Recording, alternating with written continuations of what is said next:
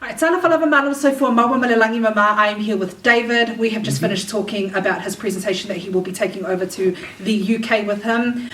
We talked about the Pacific Island community and our rainbow community as a whole, and how David has been a practicing Catholic and also being part of the rainbow communities, our rainbow community. Sorry. So yeah, what else did we talk about? We also talked about various aspects of the faith. We also talked about inclusion. Yeah, inclusion. The importance of inclusion for our people, and that especially for our rainbow community. Yeah. That's really important. Really important topic. For those of you who are like me, who sometimes struggle as a heterosexual person, woman, it's really good to be educated and to open your mind and to be inclusive and to give our rainbow community the time of day to share their story and share their knowledge. And I just want to commend you on all the amazing work that you're doing for your community. Thank you. Humble. Enjoy.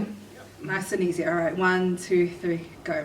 Alofa lava malo so for Mawa Malelangi Mama and Malo Lele. I'm here with David Tuipulotu. Am I saying it right? Yeah. I'm amazing. I know.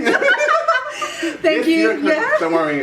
My headmaster was stone. Oh, good. And I have no excuses to get words like this wrong because I am Samoan, very similar language, a little bit better than Tongan though.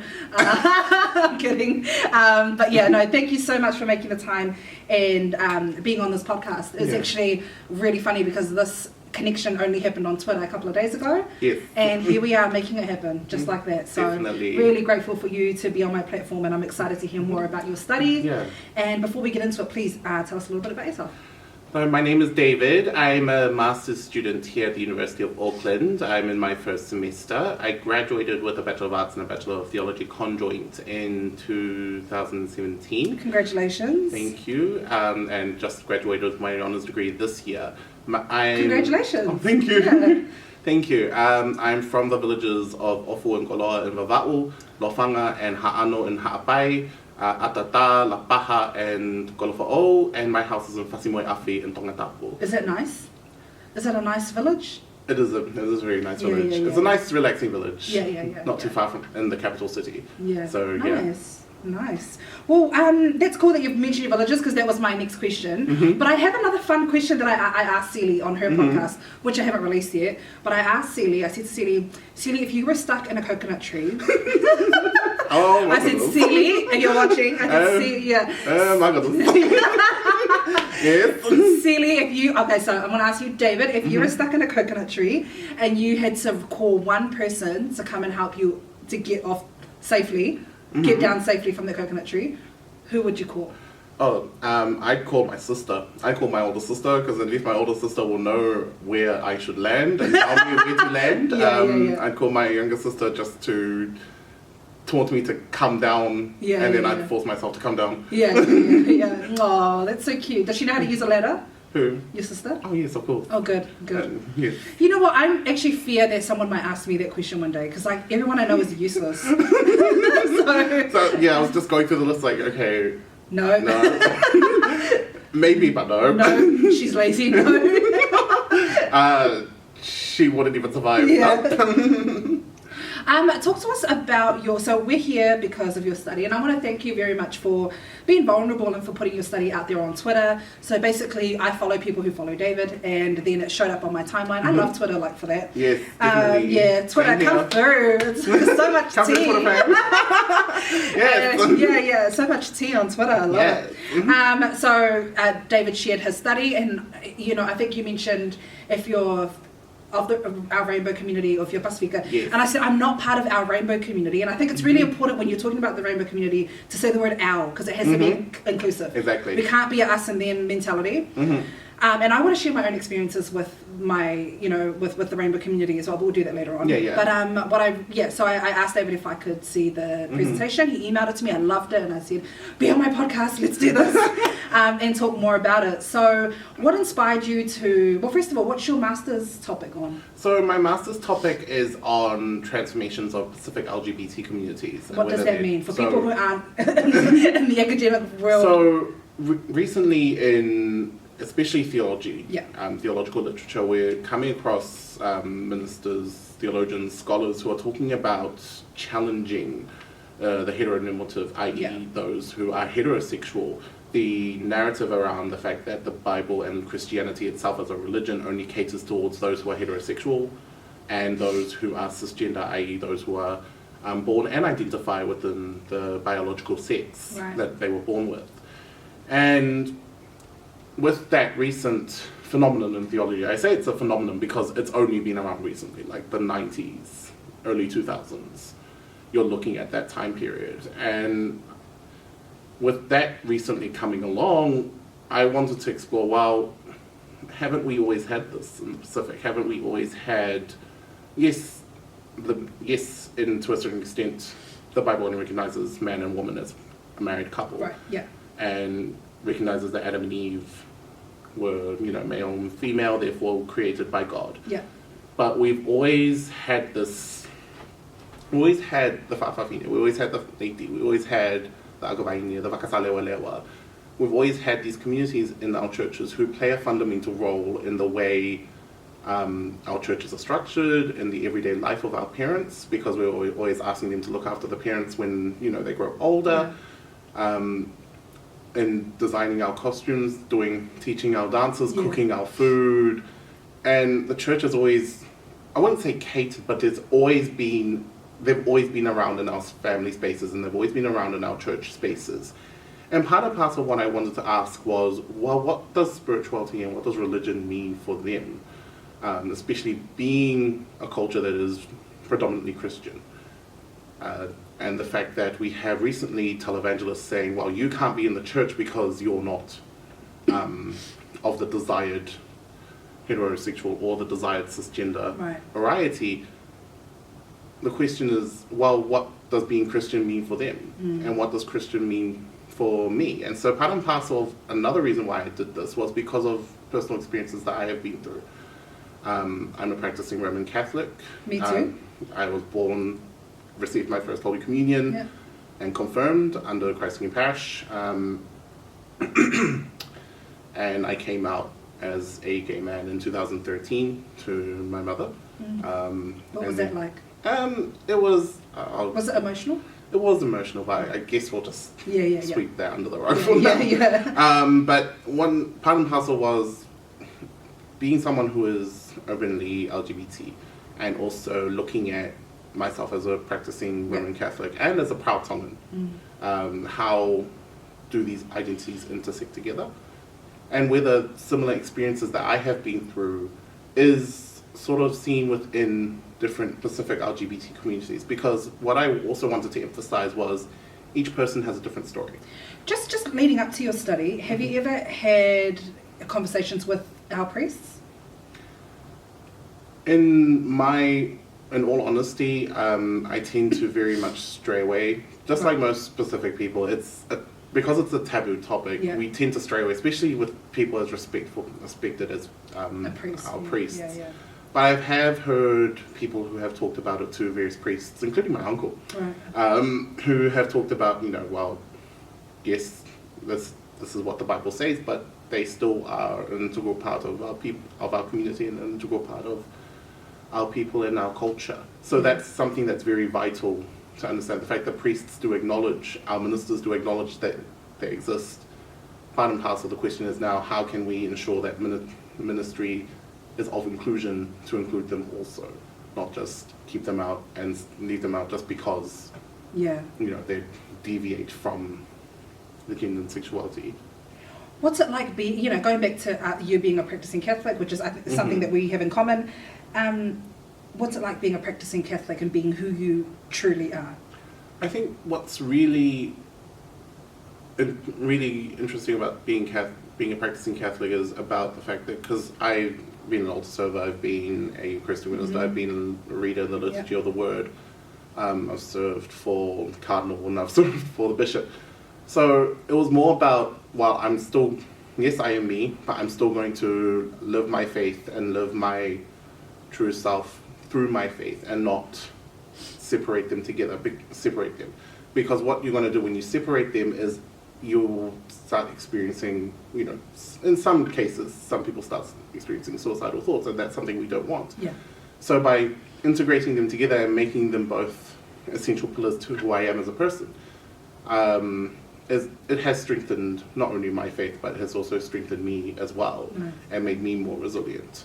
I find that it's when I hear people that say that Catholics aren't accepting of our rainbow community, I to some extent disagree, because I went to St. John's Catholic parish growing up as a teenager when we used to live in Otara, and our De La Salle queens would be there at mass, you know, and serving the body and blood of Christ, and like it was nothing, and fully coming in their politasis, and that's why, and I would talk about this openly in other places, like here at uni. I finished uni a long time ago, and I would talk about it in other places, and they will be like, "Wow, they can't do that," or, you know. I was like, "No, you go to St. John's Otara, St. Anne's Manirewa, Holy Cross Papatoi, like all those." You even go to the cathedral. And you'll see a queen like giving up the body and reading as well. So for me, I've been in the ministries and being in the ministries. And do you sing? Because one of the La Salle queens sings at our church, and she's like, we don't have a church choir. Oh, I think you should start one. Oh well, we have like a choir of church ladies who do it for us. Yeah. And you're just like, oh, fuck it off. Yeah, exactly. Thank you for the service. You're singing for God. That's all that matters. Yeah, that's Amen. all that matters. And, you know, and I think what's really important is that at the end of the day, God will give the appropriate judgment, and I really do, you know, I really do love when Pope Francis talked about, accepting, accepting. It's like, well, who am I to judge? You know, that was something that was very... And you should have seen the because Catholics, for us, whatever Pope Francis says, is it Pope Francis? Yeah, Pope Francis. Yeah. Whatever Pope Francis says, it's like final. Yeah. So when he came out with his statement that we should respect and love all gay people, and that we were just like, all Catholics like, okay then, you know, and other religions, Catholic, Christian religious faiths were like, they're of the devil, they're this, and like they're a cult. Shut up. Yeah. So also what's really interesting is you look at the traditionalist Catholics, because in the Catholic Church we have the normal Catholics and then we have the traditionalist Catholics. Now the traditionalist Catholics are everyone. So they're the people who I don't know if you know Vatican II. So this was when all the reforms in the Catholic Church came about, and that's when the Catholic Church emphasized being one church but a global body, with different languages, different cultures being integral to the Mass and becoming more one with the community. Okay. And traditionalist Catholics are the ones who still like everything pre-Vatican II. So they want the priest turning backwards, they want everything done in Latin. Right. The Pope is infallible, full stop. I mean, it's all of those important parts of the Catholic faith which have been taken out because of trying to relate it to the wider world and to the wider context of where we live in today. And so the traditionalist Catholics were not happy with what he said, and even the some of the cardinals in the Roman Curia. So the Roman Curia is like the parliament for the Catholic Church, and some cardinals in the Roman Curia weren't happy either. So we still had bodies in the Catholic Church who weren't happy with what Francis said. But I think ultimately a lot of the church was like, yeah, fine, move on. Yeah, cool. When's the next World Youth Day? So that you can go hook up. Let's not give all the no secrets parents of it. No. That's what that kid was for. I'm just jealous. Okay. I'm just jealous because I was never allowed to go to World Youth Day, and and everyone always came back with a boyfriend. Just saying. Oh my goodness! Sorry to ruin it for you. Oh no. Where's the next one held in? Prague. Prague, Czech Republic, and I think it's 2021. And last year it was in Panama. Panama. Yeah, we have a good religion. We get to travel if your parents let you. If they're like, well, go with your youth group. Yeah. Go with your youth group. That's cool. Thank you for sharing. That's some really good knowledge, because there's so much of my church that I don't. Yeah. I mean, I know it, but things to that deep, no. I've read in your paper that this presentation was inspired by two things, and your personal experiences, and also comments made by Tongan Rugby League star, your cousin, Israel Folau. And I read and I've read that you've called this presentation, this project, Puke Puke Fufula? Fufula. And what does that mean? So Puke Puke Fufula means like greater deeds require greater responsibilities. And I called it that And I called it that proverb because it was just talking about the fact that this is the time to talk about being Pacific, being LGBT, and being Christian in the church. Being the fact that people, we have had 685 people in New Zealand who committed suicide. Yeah, fuck, man.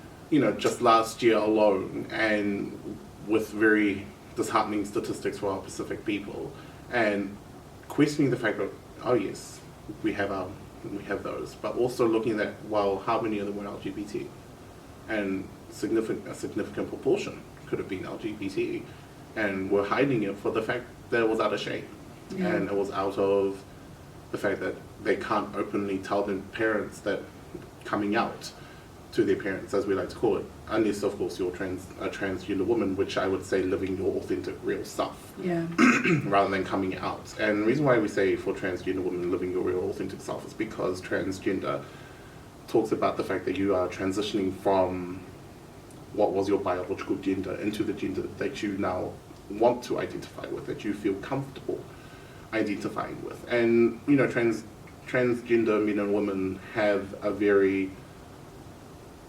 often a lot of conflict because of the fact that they want to talk about how they want to be open with and living authentically within themselves, but society often tells them, well, no, you can't. I haven't had a conversation. I'm yet to get a transgender woman on the podcast, but one of the questions I really want to ask them is, which toilet do you use? Yeah, and they would use the women's toilet, eh? Yeah, and some women are not okay with that. Yeah, some women are not. So we have TERFs. So these are trans exclusionary radical feminists. Yeah, they are very much. What's very interesting is a very significant amount of the lesbian population. I wouldn't say significant, but more like quite a small number of the lesbian population are very much TERFs. So these are so-called feminists who try to talk about the fact that transgender women especially, are men who are trying to threaten their space. And so you'll often see them at like pride parades and pride rallies. They'll try and like hijack the parade and make a statement talking about like, well, this is a cisgender woman only space, blah blah blah. And then talking about the ostracization of the lesbian population. And it's a very delicate topic. But I will say though, for a lot of the transgender men and women, they would prefer to use the bathroom that they feel comfortable identifying with. And for me, I would often encourage my transgender women, my transgender sisters and my transgender brothers to use the toilet that they feel comfortable with. Yeah. So even if they want to continue using the men's urinals, they can. Yeah. If they feel like having a sit down, Yeah. If they want to use the women's bathroom, if they feel like doing that, I will encourage them to use the women's bathroom. Yeah. That's like, get it, sis. I don't have an issue with that. I'm just saying like some women. Exactly. Have an issue with it. Can we talk more about Israel Folau's comments? I know it's old. I know everyone's probably sick of it, but I wanted to know what part of what he said inspired this research. I think what he said, that part when he said hell unless they repent. I think that was the part when I was just like, no. Like, that was the part which sort of really inspired me to be like, no, we're going to write on this. We're going to go ahead. Because, people don't realize that words have power. Especially when you invoke biblical passages. There's this conversation called Bible as a cultural prop that we talk about in theology. So that's when you take a biblical passage right outside of its context and then you just use it for the sake of using it. And then because of the fact the Bible has a very powerful presence, you just have to mention a verse and people will, believe you. For example, Mike Huckabee, the former governor of New Jersey, he said that the passing of the same-sex marriage bill, and then he wrote Jesus wept, which is the shortest verse in the Bible. So that's an example of the Bible as a cultural prop. And Folau also used it in a way. So if you look at what he talked about regarding Isaiah 24, about how the desolation of Jerusalem, he likened that to the bushfires in Australia. Oh yeah, I saw that, yeah. And he said the reason why the bushfires were caused in Australia because of the transgender rights in Australia and also the same-sex marriage bill. It is... So where's our fires here in New Zealand? A lot of people weren't, I would be honest with you, a lot of Pacific LGBT weren't surprised by his comments, because these are the sort of comments that you get every day. Right. From family members, from friends, from people that don't like you. This is the sort of comments that you get every day from your own family members. And so sometimes when you have to ostracize yourself to the point where you can't even live in your true authentic self, you often have to be in what we call down low, or being one person to the world and then being yourself behind closed doors. And I think that's something really important that the church has a really good opportunity to play a leadership role in, being like, well, no one should really care what you do in your bedroom. Your bedroom is your bedroom, that's your business. But most importantly, inclusion, being inclusive to everyone. And one of the examples that have done this really well is the Auckland Rainbow Community Church up in St. Matthews in the city. And so they have different denominations. So you have Baptists, you have Anglicans, you have Methodists. It's a non-denominational church. Non-denominational church. And they would rotate every month, and they'll have church services.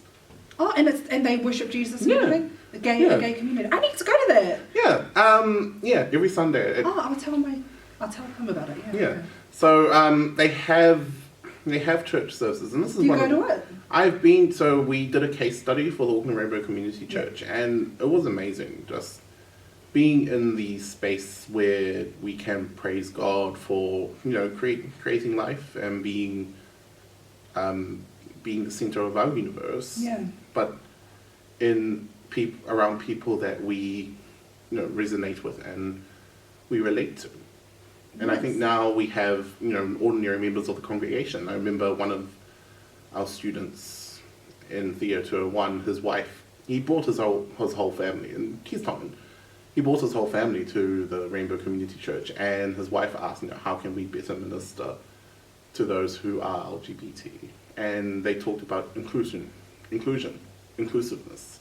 But then it must be really tricky, because at the end of the day, what Christians believe what they believe, which they believe man and woman is supposed to be. Exactly. Yeah. And it's like, it's quite tricky. It's like, how do we support you without trying to convert you into heterosexuality?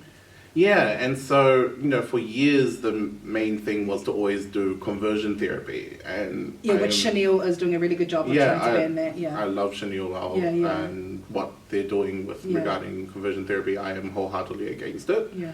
Because it doesn't work. It doesn't work.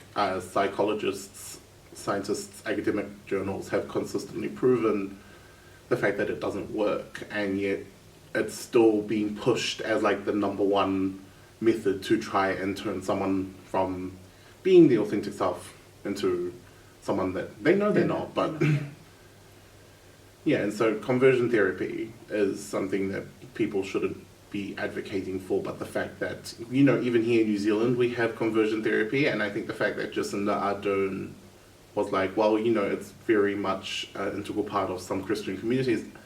I was very disappointed by those comments. Oh, she's a disappointment all around. I can't even deal with that. I was very disappointed. Yeah, and I think that was really disappointing to hear her say that, because it was just like, there are people out there who have gone through conversion therapy, talked about how demeaning it is, how psychologically demeaning it is, because of the belief that you can pray the gay away. That, that in itself shouldn't, you shouldn't be advocating for it, but it's still widely advocated to the point where even our own Pacific LGBT communities are, becoming a part of it and forcing themselves in, and, the families are forcing their, own sons and daughters into it because they want to pray the gay away so they can, live and have grandchildren and everything else in between. Yeah, man, that's. I mean, I'm really glad that there's work being done to stop that, and I want to thank you for sharing your knowledge so far. We haven't finished yet, don't worry. Just from your own, actually, I'll ask that question later, but do you think that people are more accepting of men, or in our Pacifica context, you remember this question? Cool. So just, do you think that people in our Pacific communities are more accepting of men who are whakaletis as opposed to women who are lesbian? Is there a term to describe Pasifika or Tongan women who identify as lesbian? It really depends on who you talk to, because there are some who just won't accept a lesbian. Not even a lady. There are like families who won't accept that. And if you watch the documentary Ladies in Waiting, there's a pastor there who so Ladies in Waiting is about a Pacific LGBT activist named Joy Mataele, and she travels around the world raising awareness for Pacific LGBT, and that's why I'm gonna give a quick shout out to all the shout outs. I want to give a quick shout out to our Pacific transgender women, because they are laying the ground. Yeah, Felicia Brown Acton, Joy Mataele, Ashley Tonga. Ashley Tonga, exactly. Yeah, Cindy of Samoa, get it, girl. So our Pacific transgender. Oh, they're not academics. Whoops, sorry.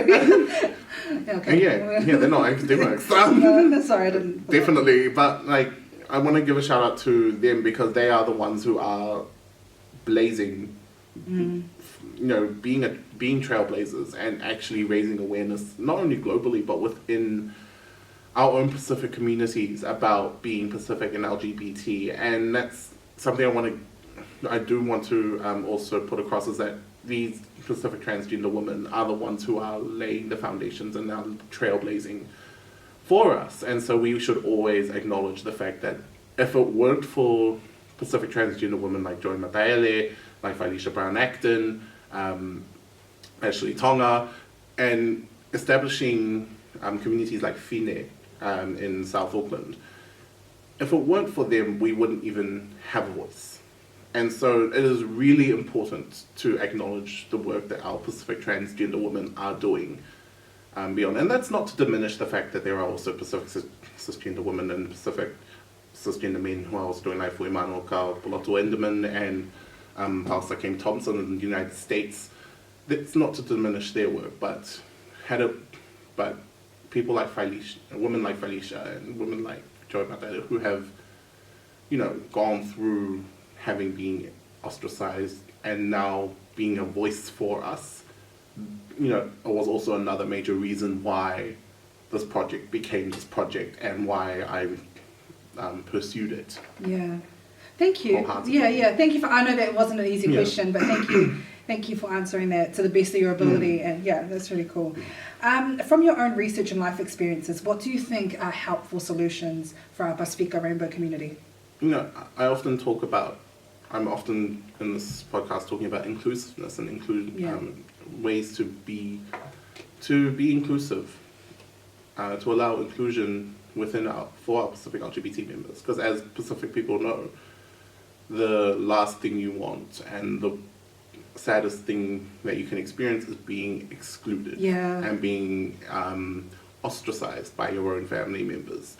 And so inclusion is very important. Being just a simple you are here with us, come join us. Yeah. Be one with us. It's, allowing Pacific LGBT to just be themselves, basically. That's a very vital. I agree with that. Even though I've got friends who are Christian and don't support our rainbow community at all. It is still a struggle for people like me who are not in the community, you know what I mean? So I don't support same-sex marriage, and I stand firmly on that. And saying that, I don't support same-sex marriage in the Christian church. You want to get married anywhere else, that's fine. Yeah. But if you're in the Catholic church, I just think, oh no. It's kind of like, I'm like, you wouldn't go into another culture and just say, I'm going to change things up and do things my way. And don't do that to a faith. Yeah. That's just my views. I don't know. I don't know if you disagree or... Yeah, I believe in same-sex marriage. I believe in same-sex marriage. In the Christian church, though? So that's where... Yeah, that's where I draw the line. Yeah, if my best friend said to me, I'm getting married, I'm there. Yeah. Sorry, I'm there. But if he said I'm getting married under the cross, that's where I draw the line. Yeah, because, but again, that... Yeah, like we were saying before, I'm not really a fan of I wouldn't support same-sex marriage in the Christian church, under the cross. Yeah, so that's just me. Yeah. No, I'm personally, I believe I do support same-sex marriage. Yeah. I personally wouldn't get married in the church because that's not... I still believe the marriage is between man and woman. Yeah. And that it should stay that way. But that doesn't mean that I think if you want to get married in the church and you are, per se, a gay couple, I'm not fussed. I will fully support the fact that you want to get married under the cross, but I won't, personally. Yeah. So that's where I draw the line. That's like me with abortions. Yeah, like, I mean, I would never get one, and I don't support it, but if you get one, I won't judge you. Yeah, like, I'll fully support the fact that, you because although it is murder, for an unborn, you know, how I'm not even going to get into it. Yeah. Although it is what it is. It is what it is. You will be judged for that, and there's so many reasons as to why women would want to get an abortion. Anyway, we're going off topic now. Yeah, we are so getting off topic. But no, this is still good. Thank you. I often get accused of being a homophobe when I want to be, like, when a homophobic person, when I say things like, I don't support same-sex marriage in the Christian church, and then I'm like, well, no, I'm not, and I feel like I go that extra mile to prove that I'm not like that, because I allow people who are in our rainbow community to share their stories, to share their work on a platform that I've created. So it's kind of like, shut up. If you think that and you're listening to that, shut up. Okay. Yeah. Sorry, that was a bit aggressive. I'm just so annoyed at it when people say that, oh, you're so homophobic because you don't support something. Yeah, but thank you. So we've talked about inclusiveness. So I think that's a great solution for our Pacific Rainbow. But also I wanted to talk about part of the reason why I separated. So, you know, a lot of Pacific research tends to emphasize the strong, close relationship between spirituality and religion, because of the fact that our Pacific cultures for millennia, have always emphasized that close relationship, regardless of whether you're an indigenous religion or whether you're Christian. But part and parcel of what I have discovered was that in the 2013 census, about 17.5% of Pacific people professed as atheists. And, you know, if we are to look at current trends, especially from last year's census, there could be a higher number of just even agnostics. And so I separated spirituality and religion because I wanted to be as inclusive as I could, because there are Pacific LGBT who don't say they are Christian because of experiences that they have been through, and that's so true. That they personally know well. And of course there are Pacific LGBT who are of other religions and other spiritualities. So I wanted to be as inclusive as I can, and also talk about perhaps the role that indigenous religion and oral traditions have. And I think that's really important to always talk about that, especially in regards to our elders. We should never view our elders as people that need to be educated.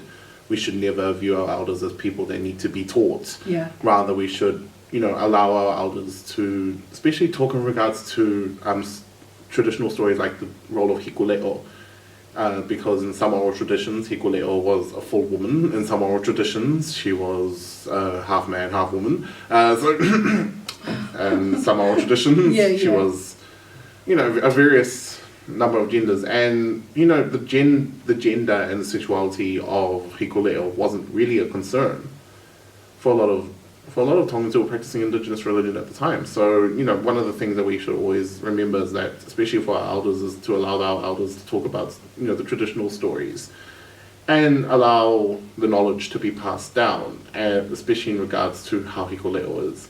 And yes, it is a taboo topic. I can't stress how taboo this topic is, but it's a topic that we need to discuss, considering the fact that we have people who are Christian, and consider themselves as Whakawhinia and Leiti, etc. But I also wanted to deviate from, because recently we have also talked about deviating from LGBT. And the reason why we're talking about deviating from LGBT is because LGBT implies that there's like a set category. So if you're a lesbian, you're a woman who romantically loves women. If you're gay, you a man that romantically loves a man. And so there's those strict categories that are emphasized in the terms LGBT. And so we wanted to move away from that and actually talk about MVPAFF. What is that? So M is for mahu. Yeah. So French historians have talked about mahu presence in Tahiti. It's especially in the 1700s when they visited and talked about how there were mahu who were serving the Queen of Tahiti. So mahu is Tahiti and Hawaii. V is Vakasalewa. So Vakasalewa is Fijian third genders or transgender women. There is an actual word that Fijians use, but I don't want to say it on camera. Fijians know why. It is the F word. Oh. Equivalent. Oh. Yeah. Yeah. Equivalent. It is like an F word equivalent. So Vakasalewa was coined by indigenous Fijian academics, so Itauke Fijian academics, to really talk about the presence of the third gender and transgender women, and also our LGBT brothers and sisters in Fiji. A is Akavaine from the Cook Islands. P is Palopa from Kiribati. F is Fafine. Yeah. F is Faleti or Leti, and in some cases now we're talking lay, because apparently now they're using lay D to describe real women. And then F is Fakafifine, which is from Niue. It goes further beyond. So they usually put a plus there. But having MVPAFFF really emphasizes the fact that we had our own terms. We had yes, Lady is a borrowed term from English and Tongan, but would that necessarily mean that they were just there, we've put a name to them? Yeah. Or were they always around? And that was another question I wanted to ask in my presentation. And so, Hikuleo could give us that really good indication, the role of Hikuleo in Tongan indigenous religion. That's why I also wanted to incorporate indigenous religion, because it also has those answers that we wanted to discuss in regards to ladies and the role that they play in Tongan culture. Yeah. Do you think that church leaders will be open to resources and learning about the MVAP triple F plus community, considering their stance on how the rainbow community is as a whole?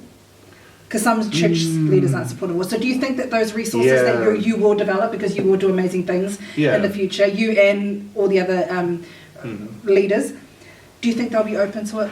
I think one of the ways that we can try and make it acceptable to especially our church leaders is recognizing the role that they play in our own societies, and understanding the fact that they have a vital role in the spiritual lives of our people, of our Pacific people, regardless of what faith you are. Yeah. And so the Tonga Ladies Association did a really good job of this. So in 2016, so I'm going to deviate a little bit again. Miss Galaxy is a pageant that is run by the Tonga Ladies Association, and it's to find the best lady in Tonga and worldwide. And often this pageant has been going on since like the early 90s.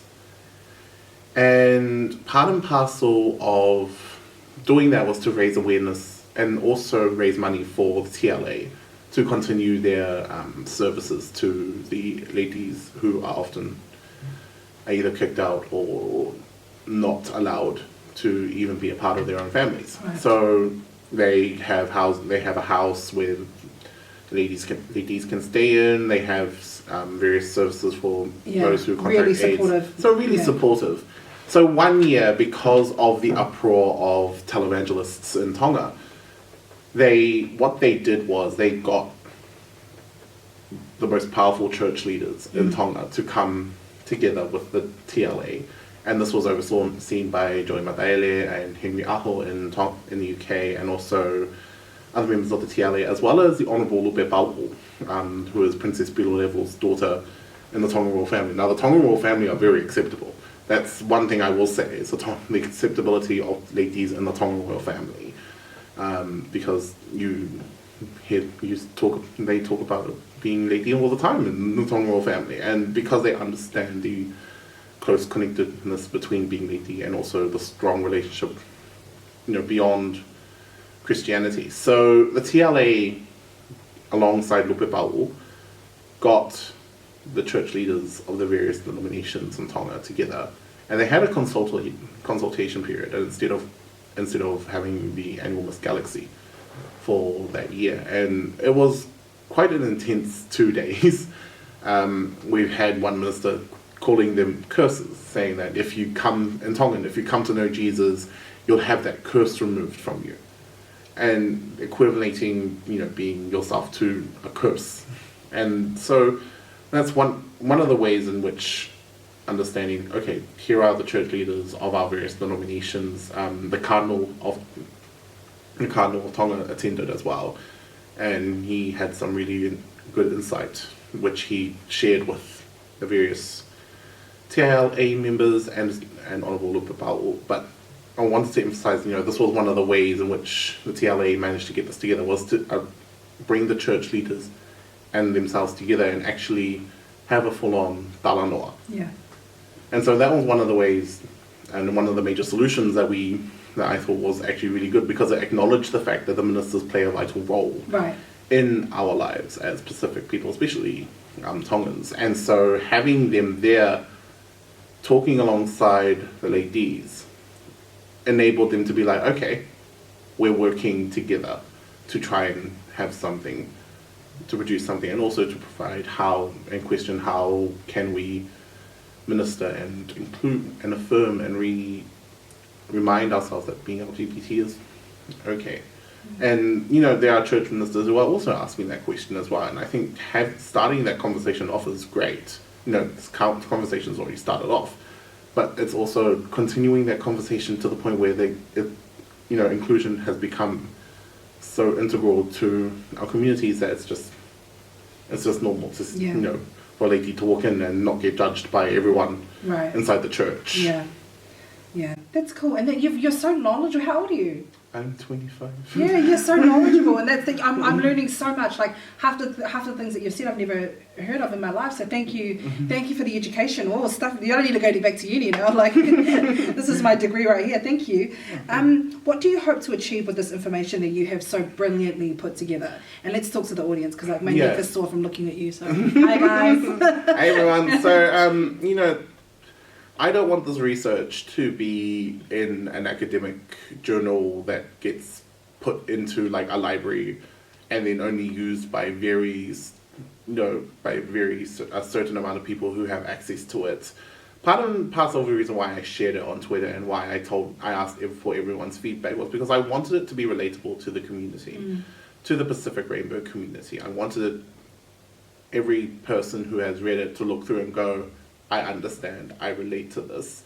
And also, so that way I don't look like a weirdo when I'm up in front of, academics in the conference I'm attending, and they're all like, oh, this is fantastic. And then I go back to like my own community and they're all like, yeah, we did not understand one single word. I wanted to make it relatable to everyone who reads it and understands it. So it's about transmitting knowledge and transmitting what I have learned and compiling it together to give as a resource and give as a means to help, because I want to create transformative change for our people, especially for our Pacific Rainbow community. Yeah.